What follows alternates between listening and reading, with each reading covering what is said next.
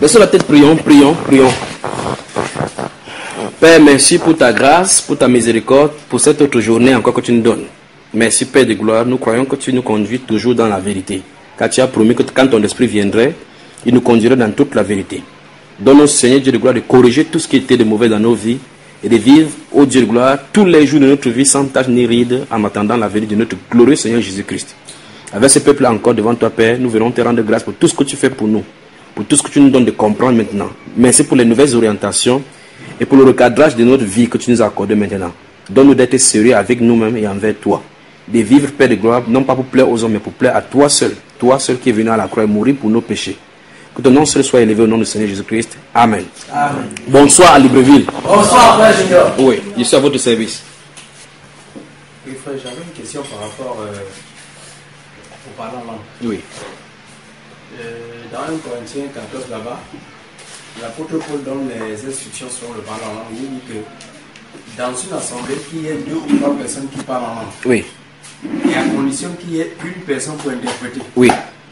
Dans ce cas, ceux qui parlent en langue feront bien de se taire. Oui. Sinon, s'il n'y a pas d'interprète, S'il n'y a pas d'interprète, qui se taise. Oui. ils se taisent. Mais aujourd'hui, on a quand même l'impression que le parler en langue devient maintenant. J'ai même vu quelque part dans certains églises où on apprend même le parler en langue. On apprend au champ le parler en langue.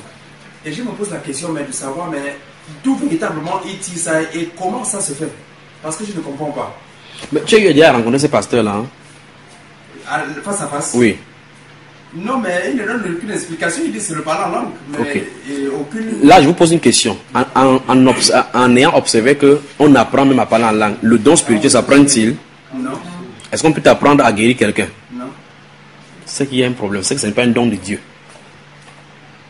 Parce que le don de Dieu vient directement de Dieu, on ne t'apprend pas. Le don spirituel. D'accord? En fait, le brrr que tu entends là, ce n'est pas ce que la Bible appelle par parler en langue. Ce n'est pas ce que la Bible appelle par parler en langue. Quand tu entends c'est pas ce que la Bible appelle par langue. Ça n'a rien à voir. Et Oui. Tu veux qu'il fasse comment? Oui.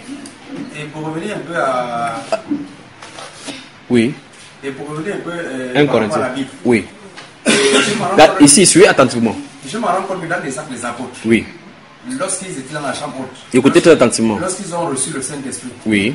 et quand ils sont sortis de la chambre haute, Oui. ceux qui les écoutaient disaient qu'ils écoutaient, chacun leur parlait en sa propre langue. Voilà ce qu'on appelle le parler en langue. Ça veut dire que si je suis peut-être de Franceville, Oui. j'entends.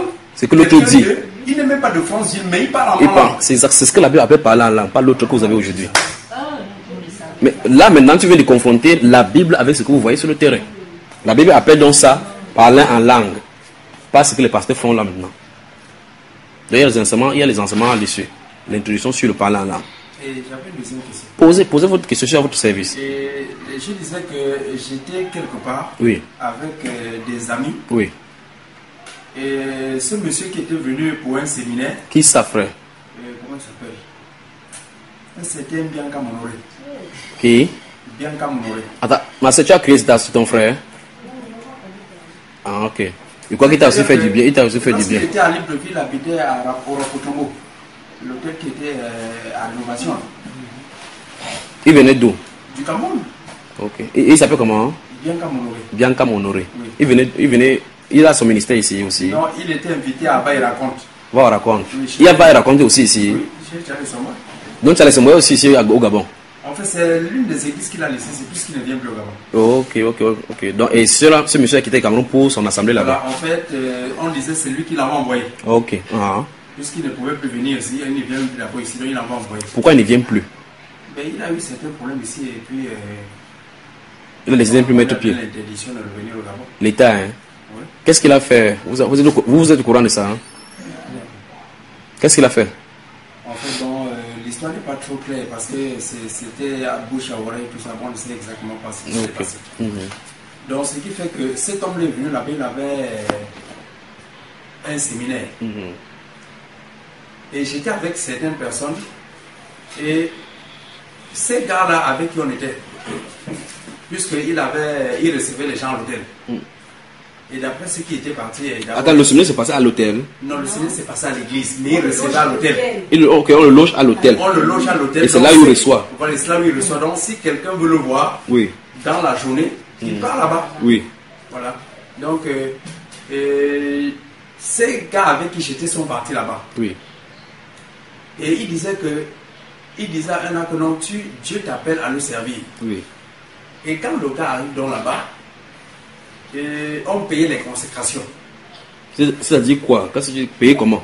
On lui donne de l'argent. Servir Dieu, si Dieu t'appelle à le servir. Oui. N'est-ce pas? Oui. Tu pars là-bas, tu payes la consécration. Tu payes l'argent, il te consacre. Oui, il te consacre.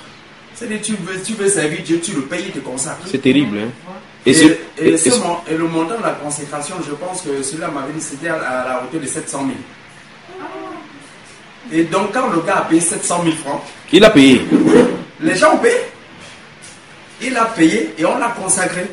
Il le consacre comment, au juste? Mais consacré comme comme Samuel avait fait, ils vont vous dire comme Samuel avait fait avec David.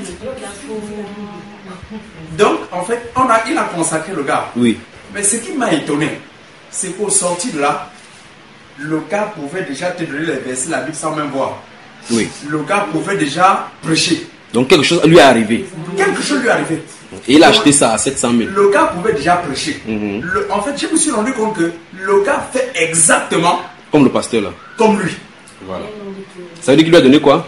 Je me suis rendu à un moment que pendant qu'il était là, soi-disant envoyé par Isomba, donc il cherchait déjà à implanter une église ici. Pas pour lui-même. Pour lui-même, à son nom. Donc, je ne savais pas que le gars qu'il avait consacré, n'est-ce pas, il devait l'utiliser comme étant son premier pasteur ici. Son premier pasteur ici.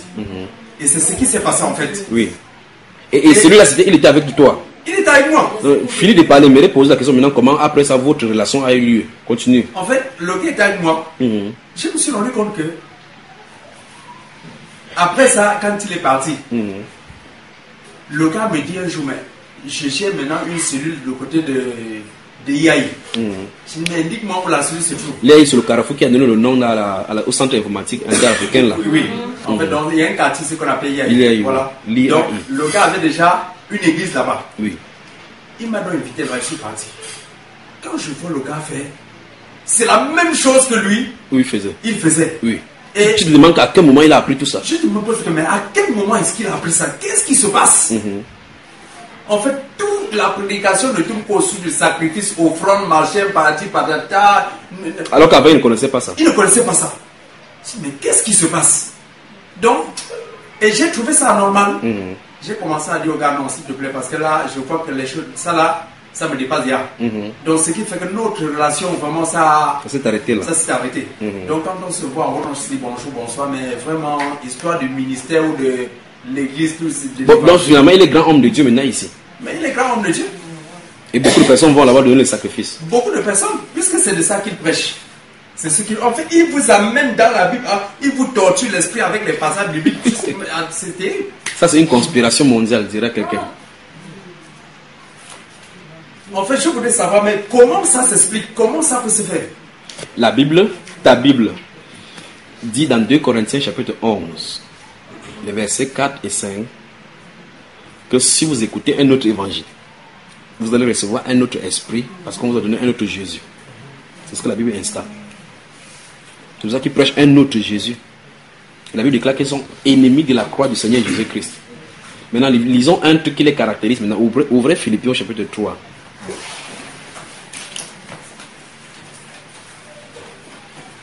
Philippiens. Donc c'est fort ici comme ça. Et il sort du Cameroun. Ça veut dire que c'est que celui-là verse sur lui. Il sait où il a pris, c'est pas vrai? Je vous recommande d'écouter l'enseignement là sur Bamba Iba. Le titre c'est Connais-tu ton pasteur? Oui. Connais-tu ton pasteur? Ou bien vous en prenez là-bas au frère. Sur YouTube, vous êtes sur YouTube, vous tapez Bamba Iba. B-A espace Iba. Vous regardez dans l'enseignement Connais-tu ton pasteur? Ou bien vous demandez au frère Philbert, vous devez vous en donner des enseignements, vous en prenez, vous écoutez. Vous allez voir d'où ils prennent l'huile dont vous utilisez là. Dont ils utilisent là. Philippiens, après Éphésiens, vous regardez Éphésiens, après vous ouvrez Philippiens. Chapitre 3, lisez-moi le verset 16, 17, 18 et 19. Allons-y frère. Seulement, au point où nous sommes parvenus, marchons d'un même pas. Soyez tous mes imitateurs, frères, et portez les regards sur ceux qui marchent selon le modèle que vous avez en nous. Donc la Bible déclare ici que les chrétiens doivent porter les regards sur ceux qui marchent d'après les modèles qu'on a vus dans les apôtres. Ça veut dire que quoi? Ça veut dire que vous devez regarder les pasteurs, les croyants sur la terre qui vous conduisent, vérifier s'ils vivent comme les apôtres ont vécu. Portez les regards sur ceux qui marchent d'après les modèles que vous avez vus en nous. Il va expliquer le pourquoi il le dit maintenant. Continuons. Car il en est plusieurs qui marchent en ennemis de la croix de Christ. Vous entendez ça? Je vous en ai souvent parlé et j'en parle maintenant encore en pleurant. Vous voyez comment le cœur de l'apôtre Paul était touché, n'est-ce pas? Parce que les prédicateurs, les faux là, n'étaient pas, c'est pas maintenant qu'ils viennent. Depuis le temps des apôtres Paul, quand il était physiquement là, ils étaient là. Continuons. Leur fin sera la perdition. Oui, et après il va maintenant donner les caractéristiques, comment reconnaître ces genres de personnes. Parce qu'il a dit premièrement, reconnaissez donc que vous portez les regards sur ceux qui marchent d'après le modèle que vous avez vu en nous, n'est-ce pas? Puis il va maintenant donner les caractéristiques. Ils marchent d'après en ennemi de la croix de Jésus. Comment est-ce qu'ils marchent en ennemi de la croix de Jésus? Il va répondre à la question. Allons-y. Ils ont pour Dieu leur ventre. Ils ont pour Dieu leur ventre. Donc quand ils prêchent, parce que la prédication conduit les gens vers Dieu. Mais leur prédication conduit vers leur Dieu. Et leur Dieu est où? Le ventre. Ça se pose donc que quoi? La prédication tourne autour du ventre. Oui. Ils mettent leur gloire dans ce qui fait leur honte. Ils ne pensent qu'aux choses de la terre. Sous lui. La version top dit quoi là? La version top. Leur fin sera la perdition. Oui. Leur Dieu c'est leur ventre. Oui. Et leur gloire, ils la mettent dans leur honte. Oui. Eux qui n'ont à cœur que les choses de la terre. C'est ça qui est écrit, n'est-ce pas? Je crois que tout est fait dans la Bible pour que vous ne ratez pas les faux prédicateurs. Tout est fait dans la Bible pour que si vous ratez, ça veut dire que vous-même vous êtes destiné à être dans la fausseté. Et à les suivre. Si malgré tant d'avertissements qui est dans la Bible, on ne peut plus clair, vous parvenez à tomber là-dedans, c'est que vous êtes destiné pour la perdition, simplement. On dit clairement que leur prédication tourne autour de ce qui va tourner autour de la terre. Mais maintenant, il va maintenant le deuxième volet, maintenant dit que mais nous, allons-y. Mais notre cité à nous est dans les cieux. Dans les cieux. C'est-à-dire que notre cité à nous est dans les cieux. C'est-à-dire que nous regardons, fixons vers les choses d'en haut. C'est ce qui va réitérer dans Colossiens chapitre 3, verset 1, que si vous êtes ressuscité avec Christ, cherchez les choses d'en haut. Affectionnez-vous aux choses d'en haut où Christ est assis à la droite de Dieu. Et quand Christ, votre vie paraîtra, vous paraîtrez aussi avec lui dans la gloire. Amen. Amen. Donc ne pas chercher loin l'huile qu'ils mettent sur eux là. Encore que la consécration, une fois de plus on touche le mot consécration. Les pasteurs de la Bible, si vous voyez un pasteur qui forme les pasteurs, comme ils disent là, un pasteur ne forme pas les pasteurs, c'est pas leur rôle là-bas. Vous comprenez cela? Ce n'est pas leur rôle, c'est pas le rôle de pasteur de former les pasteurs. Ça ne se trouve nulle part dans la Bible. Un pasteur qui finit de faire comme ça, il donne les touches. Vous voyez les gens sortent, on met l'huile sur eux. C'est la sorcellerie qu'on vous fait devant vous comme ça. Ça ne se trouve pas dans cette Bible-ci. Il faut de plus. La consécration n'a rien à voir avec cela. Oui. En fait, bon, moi ça me blesse pas quoi. Oui. J'ai écouté un passage qui disait que il expliquait pour Jean que les gens doivent prendre la paix en lèvement et vivre sur la sainteté quoi. Oui. Puis, bon, c'est que c'était pas déjà vrai, mais il disait qu'à l'époque, il y avait ce qu'on appelle l'église. Oui. Bon, l'époque de qui? L'époque des... Cette époque, il y a ce qu'on appelle l'église. Oui. Pour l'église, c'est le bâtiment. C'est comme on dit là. Oui. Et il y a une époque, dans le futur, ils essaient de devenir à l'église primitive. Oui. Je voulais savoir, est-ce que c'est un sens, l'église primitive? Quand on parle de l'église primitive, on parle de l'église comme les gens ont vécu. Quand on dit primitive, ça veut dire que premièrement, dans la première église que le Seigneur a mis sur la terre. Quand on revient à l'église primitive, ça veut dire qu'on retourne à la parole comme les apôtres ont vécu. C'est ça que ça veut dire. Mais aujourd'hui, ils disent que l'église, c'est le bâtiment.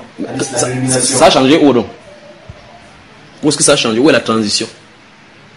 Est-ce qu'il y a un endroit là-bas que c'est prévu que ça devienne une dénomination? Jésus a dit, je bâtirai mon église et les portes du séjour de monde. Il n'y aura pas de modification. Les portes du séjour de monde ne préviendront point contre elle. L'église du Seigneur n'a jamais été une dénomination. Et ne sera jamais une dénomination. Voilà. Des questions? Oui. Je veux revenir un peu sur le parler en langue. Oui. En fait, je veux savoir, quand quelqu'un qui est déjà en Christ, Oui. et qui répète ce charabia-là, Oui. ça veut dire qu'il est ignorant. S'il vit en Christ, il ne répétera pas cela. Parce que s'il vit en Christ, ça veut dire qu'il a l'esprit de Christ en lui. On a vu ce que c'est être en Christ. Parce que le Saint-Esprit ne fera pas cela. Parce que ce n'est pas ce qu'il fait ici dedans. C'est pas ce que vous comprenez. Vous chantez votre hymne national par exemple. Dans votre hymne national, on parle des sorciers, qu'il faut le bannir, ces sorciers-là, ces gens-là. Pas vrai, dans votre hymne national, la concorde. Maintenant, Dans votre concours, on parle des sorciers. Mais le sorcier lui-même a dit de chanter l'hymne national. Ça a un sens. Le Saint-Esprit ne fait pas cela. Il ne peut pas parler contre lui-même. Parce que la Bible parle de l'esprit de la vérité et l'esprit de l'erreur. Vous comprenez cela, n'est-ce pas? Donc quand le Saint-Esprit parle, c'est le frère qui a dit que mais quand on a vu le Saint-Esprit descendre sur l'église la première fois, on les entendait parler. Parce que le parler en langue, c'est l'aptitude, le don que le Saint-Esprit donne à quelqu'un de parler une langue qu'il n'a jamais apprise. C'est pas le charbon. Tu parles le charbon, on te comprend. Parce que Dieu avait prophétisé que c'est par la langue d'un autre peuple qui va parler à ce peuple-là. Dieu avait prophétisé. Le parler en langue a été prophétisé dans le livre d'Ésaïe, même, au chapitre 28. Parce qu'il parle par le prophète, il ne comprend pas, par le prophète, il ne comprend pas. Il dit, ok, il va vous parler par les langues d'un autre peuple. Ce n'est pas par les langues des anges. Parce que quand les anges eux-mêmes viennent sur la terre, ils parlent notre langue. Il y a d'autres pasteurs qui vous disent que non, le parler en langue, il faut que vous développez votre parler en langue parce que quand vous priez comme ça, là, votre bénédiction, Satan n'entend pas. Les bénédictions viennent. Si vous demandez quelque chose à Dieu, ça vient directement, sans vous voir. Vous blaguez seulement. Vous blaguez vraiment. Vous blaguez. Bon, il y a les enseignements sur le parler en langue. D'accord? Introduction au parler en langue et autres. Mais je vais vous dire quelque chose. Le don ne vient jamais avant le Saint-Esprit. Donc, ça veut dire que le don, on ne peut pas avoir le don spirituel sans le Saint-Esprit dès le départ. Parce que le Saint-Esprit qui accorde les dons. Vous comprenez? Maintenant, vous allez quelque part, on dit, ok, maintenant, il faut que chacun de vous parle en langue. Vous commencez à ouvrir la bouche. Ouvrez la bouche, ouvrez la langue, ça va venir. C'est la sorcellerie. On vous déverse les esprits du deuxième ciel. Comme par exemple, celui qui allait visiter le celui à l'hôtel, on a versé quelque chose. Quelque chose est entré dans son corps. Mais ce n'est pas l'esprit de Dieu. Comme quelque chose était dans le corps de celui-là, mais ce n'est pas l'esprit de Dieu. C'est cela. Alors donc faites attention. Cherchez le Saint-Esprit, pas la langue. Cherchez le Saint-Esprit. Il vous donne le don qu'il veut. Parce que la Bible déclare que tous ne parlent pas en langue. C'est ce que la Bible déclare. Mais dans vos éléments, on dit que si vous ne parlez pas en langue, c'est qu'on n'a pas l'Esprit de Dieu. L'Esprit de Dieu, lui, dit la Bible que si vous avez tous l'Esprit de Dieu, ce n'est pas nécessaire, ce n'est pas absolument tout le monde qui parlera en langue. Parce que si tout le monde parle en langue, tout le monde doit prophétiser. Si tout le monde... Pourtant, la Bible déclare par exemple que dans Actes chapitre 2, qu'au dernier jour, je défaiserai mon esprit sur toute chair, vos fils et vos filles prophétiser. Mais est-ce que tout le monde qui a le Saint-Esprit prophétise? Donc ça veut dire que c'est parce que la Bible en train de dire que si ça vient, tout le monde va prophétiser. C'est que ça vient pour amener le message de Dieu. Et le message de Dieu peut être dans plusieurs autres formes. Vous voyez? La Bible déclare tous sont-ils apôtres? Tous sont-ils prophètes? Tous sont-ils docteurs? Tous ont-ils le don des miracles? Tous parlent-ils en langue? Tous interprètent-ils? Voilà. Ça devrait régler le problème. Donc c'est un passage de tient devant vous dire que non, vous ne parlez pas en langue, ma soeur. Il faut qu'il fasse que tu parles en langue. Ça veut dire qu'il vient de dire en clair, viens, je te donne mon démon. Oui. Excuse-moi, en fait, j'avais une question par rapport au Saint-Esprit. Oui. Bon, quand Saint-Esprit, non, je retire directement cette question-là. Il n'y a pas deux Saint-Esprit. Bon, en fait, voilà, selon le Saint-Esprit que tu as reçu. Oui. Et selon ton don que tu as enseigné. Bon, tu penses que j'ai quel don? Bon, vu ce que tu fais, on peut que tu le donnes d'enseigner. Ok, quand avance maintenant. Bon, en fait, je voulais savoir, parce que j'ai écouté beaucoup d'enseignements, oui. Tu as l'habitude de prophétiser. Oui. Tu pries pour les gens. Oui. En fait, je voulais savoir comment agit le Saint-Esprit. Parce que quand il vient sur un être humain, est-ce que c'est spécifiquement que tu dois seulement enseigner? Uniquement ça, ou est-ce que tu peux faire d'autres choses à part ton don? Bon, maintenant, quand tu regardes l'apôtre Paul dans la Bible, il fait quoi? Il enseigne. L'enseigne. Il prophétise. Non, laissez-le répondre. Il prophétise. Oui. Prophétise. Il guérit. Oui. Non, laissez-le répondre. Bon, moi, j'ai pas lu guérir. Ouvre Actes chapitre 19. Rapidement. Ouais. Suivez. Actes chapitre 19. Oui, je suis. Lis le verset 9 à haute voix. Verset 9 à haute voix. Verset 9. Mais, comme quelques-uns restaient endurcis et incrédules, décriant devant la multitude la voix du Seigneur, il se retira d'eux, sépara les disciples et enseigna chaque jour dans l'école nommée Tyrannus. Là, il fait quoi? L'enseigne. Continue en bas. Cela dura 2 ans, de sorte que tous ceux qui habitaient l'Asie, juifs et grecs, entendirent la parole du Seigneur.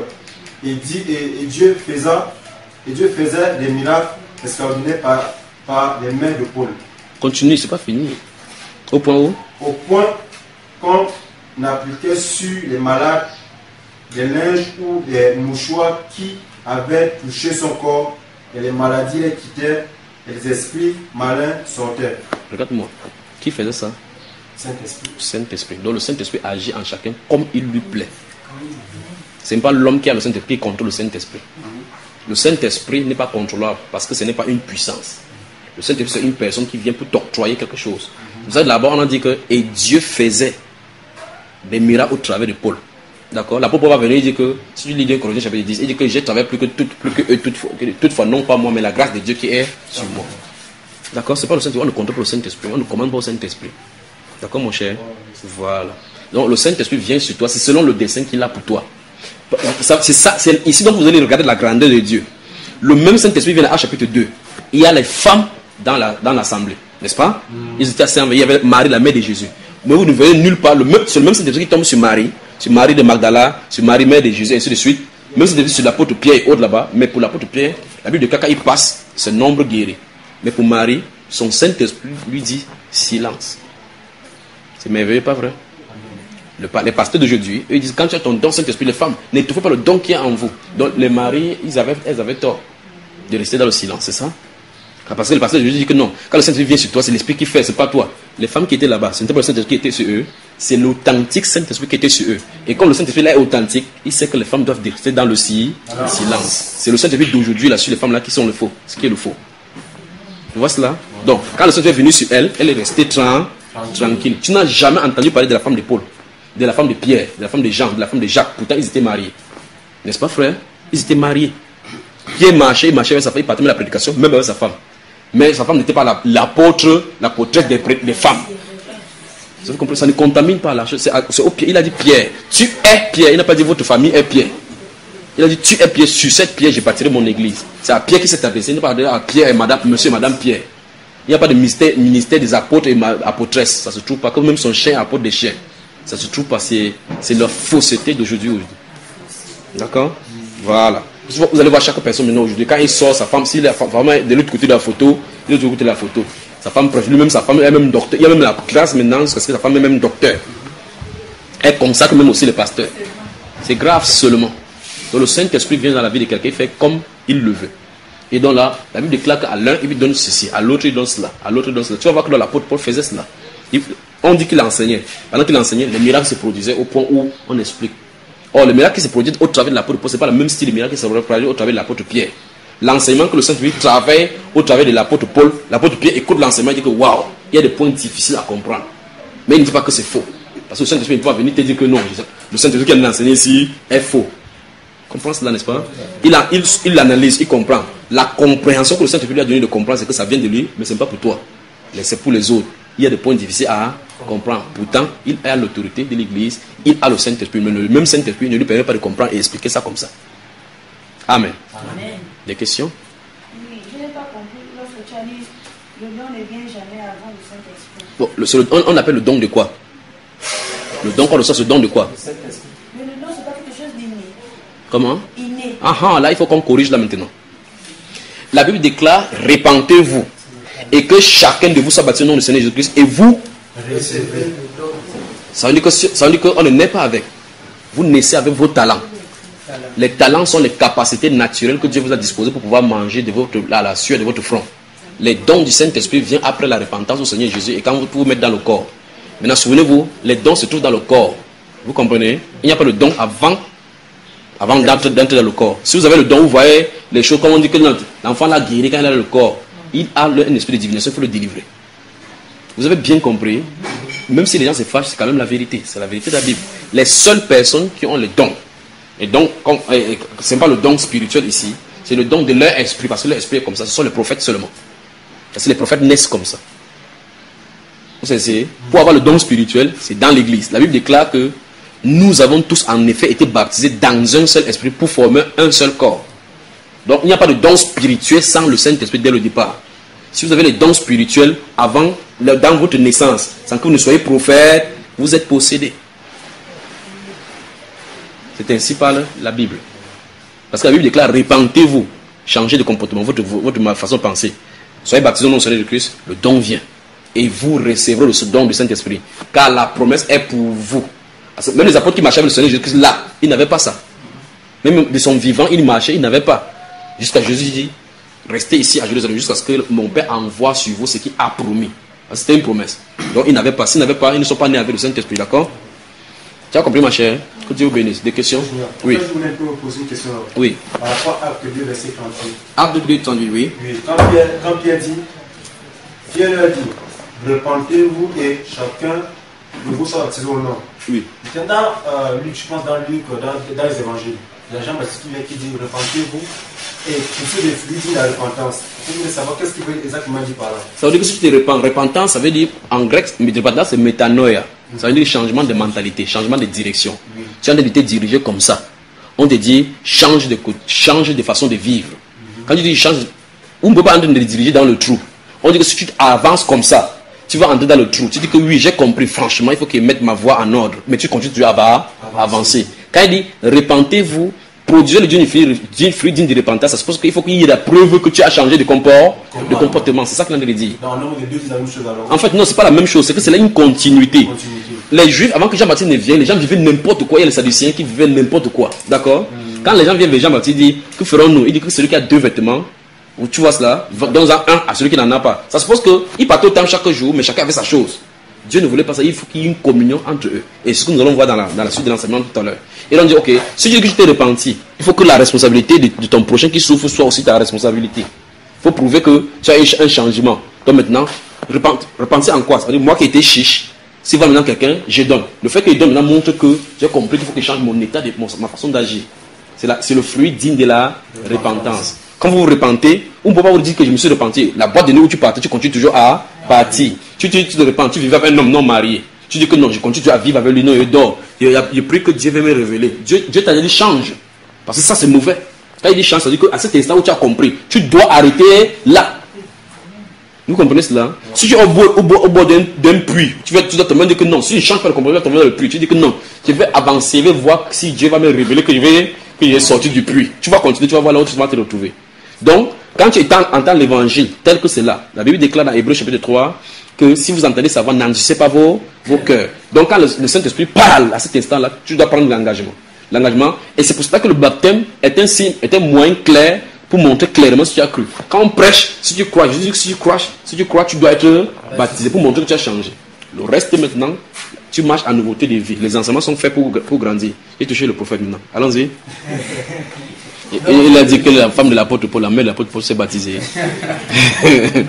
en fait, moi, mon problème, c'est lorsque vous dites, par exemple, la repentance, le changement de la marche auquel tu vis. Oui, c'est ça la repentance. Mais lorsque, par exemple, on nous a souvent appris que la repentance était le pardon de ses péchés. Non, c'est pas cela. Mais donc, alors, c'est pas ça. C'est quoi Suis attentivement. Le pardon du péché, c'est Dieu qui accorde. Ton rôle, c'est de se repentir. Tu comprends? Quand je dis pardon, c'est-à-dire... Non, suis attentivement, je comprends bien ta question. Il y a 2 personnes ici. Il y a la personne contre qui tu as offensé. Tu lui demandes pardon. S'il te l'accorde, ça te produit la repentance. Parce que quand tu commences à pécher, tu vis dans le péché, tu es dans le lien du péché. Le péché te tient, ça te pousse à aller dans les dérèglements. Quand Dieu t'accorde la repentance, quand il t'accorde la repentance, la puissance du péché est brisée. Ça te permet maintenant de vivre comme il veut. On dit donc que tu t'es repenti. Tu comprends cela? 2 Timothée, prenez 2 Timothée.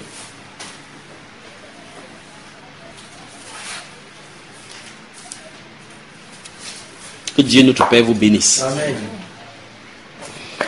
2 Timothée, chapitre 2. 2 Timothée, chapitre 2. Lis le verset 23, mon cher, et suivant, jusqu'au verset 26. Allons-y. Il est écrit ce qui suit. Repousse les discussions folles et inutiles. Oui. Sachant qu'elles font naître des querelles. Oui. Or, il ne faut pas qu'un serviteur du Seigneur ait des querelles. Oui. Il doit, au contraire, avoir de la condescendance pour tous. Oui. Être propre à enseigner. Oui. Doué de patience. Oui. Il doit redresser avec douceur les adversaires. Oui. Avec l'espérance que Dieu leur donnera la repentance. Vous avez vu, non? Que Dieu va leur donner quoi? La repentance. Oui.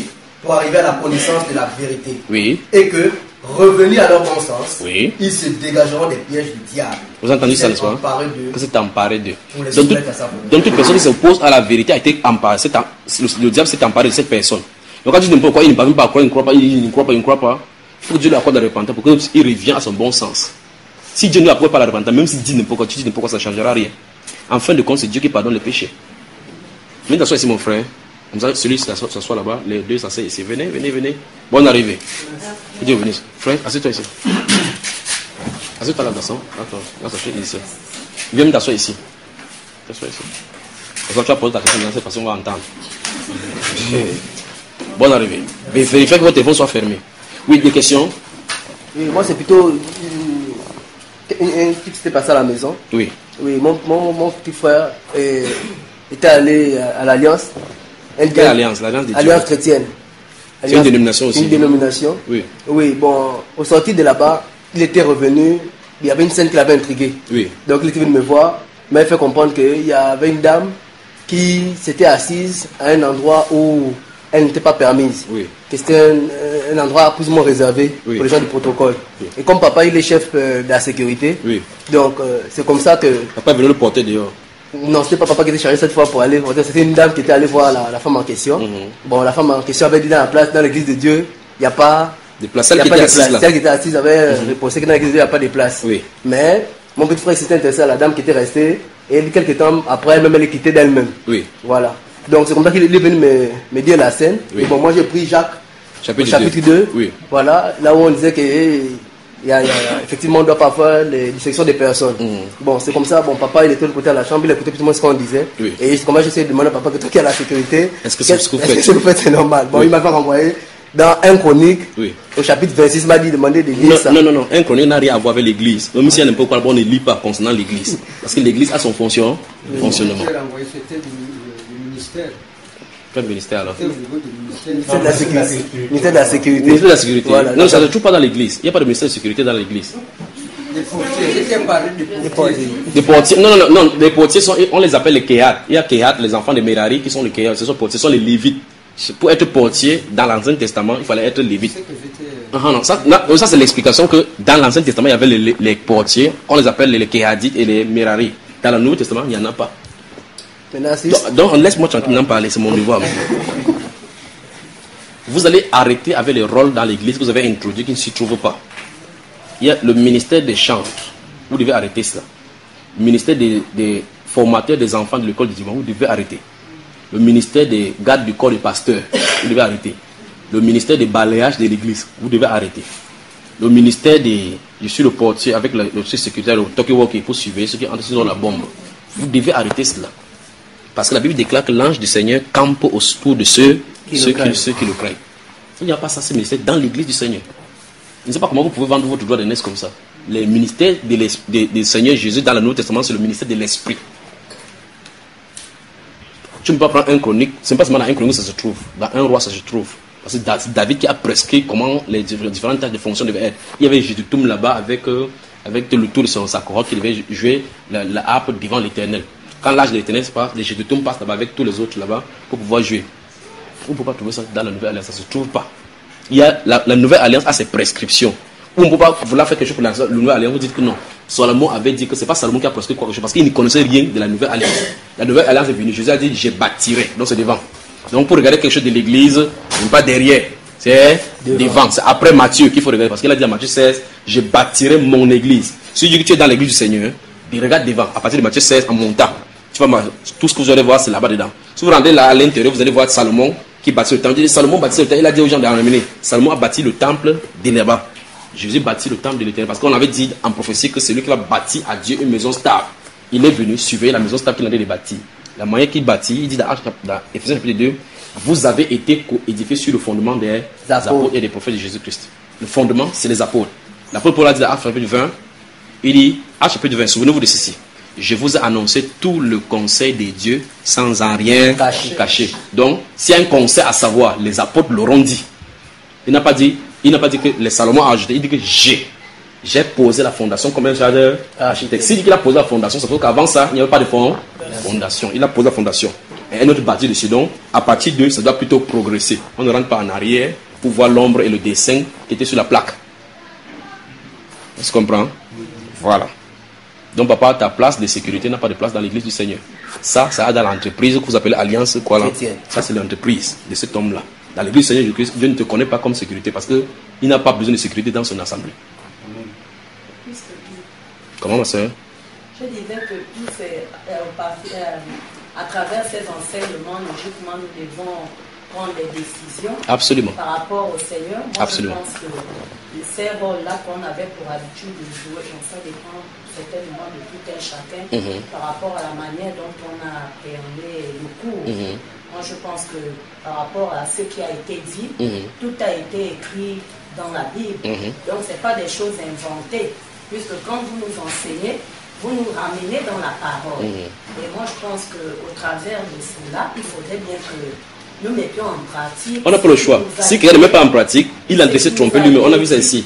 En se trompant, on ne trouve même pas le faux réseau. Donc, tu ne penses pas que même David avait fait telle ou telle chose. David n'a rien à voir avec l'église du Seigneur Jésus. Ceux qui ont à voir le Seigneur Jésus-Christ, c'est que si vous voulez faire n'importe quoi, posez toujours la question. Les apôtres du Seigneur Jésus-Christ ont-ils fait cela? La question là doit être répondue. Parce que Jésus a quitté la scène, il a dit, enseignez-leur à observer tout ce que je vous ai prescrit. Jésus a dit ça, non? Les disciples ont fini la Bible, ils ont déposé. Oh, le pasteur dit qu'on paie la dîme. Jésus a-t-il prescrit à ses disciples et à ses apôtres d'enseigner aux chrétiens de payer la dîme? Vous devez répondre à cette question. Jésus a-t-il dit aux apôtres que enseignez-leur la dîme? Ont-ils enseigné quelque part? C'est que vous faites la sorcellerie seulement avec Jésus là. Donc vous devez savoir que chaque fois vous devez répondre à cette question-ci. Jésus et ses disciples l'ont-ils enseigné? Ça doit être répondu. Si ce n'est pas ça, vous prenez ce dont ça. On venait de voir les sacrifices ici, non? Quand tu as vu les sacrifices, n'est-ce pas ce contrat avec tout ce qu'on a enseigné là-bas? Mais c'est la Bible ça. Tu vas donner n'importe quel sacrifice, il n'y en a que 4. Si tu peux donner un 5e, c'est ton problème. En fait, tu ne peux même pas donner parce que tu peux donner en disant que j'obéis à Dieu. Parce que pour obéir à Dieu, garder, il dit, c'est quelqu'un même qui garde mes commandements. C'est ce qui est écrit là-bas. Et je ne peux pas m'éloigner de la Bible parce que si je m'éloigne de la Bible, je ne peux pas savoir comment m'en sortir. Je vais dire quelque chose, il faut que ça soit conforme là-dedans. Et seulement là-dedans que ça se trouve. C'est pour ça que chaque phrase qui sort de ma bouche, vous voyez souvent, je parle, après subitement, il dit tel verset. Je parle, je dis tel passage. On ne peut pas faire autrement. Parce que la Bible déclare qu'un envoyé de Dieu dira les paroles du Seigneur. Comment tu vas aller parler du Seigneur sans dire sa parole? Tu parles de sa parole et d'autres parlent même, ça contredit à la parole du Seigneur. C'est quand même terrible. C'est terrible. Si tu tombes, tu restes là-bas en tant que sécurité, tu tombes là-bas, tu meurs, on va dire que quoi? Que tu es mort dans l'église de Dieu? Non, c'est que tu es mort dans le tombeau. Parce que ça, c'est le sépulcre blanchi.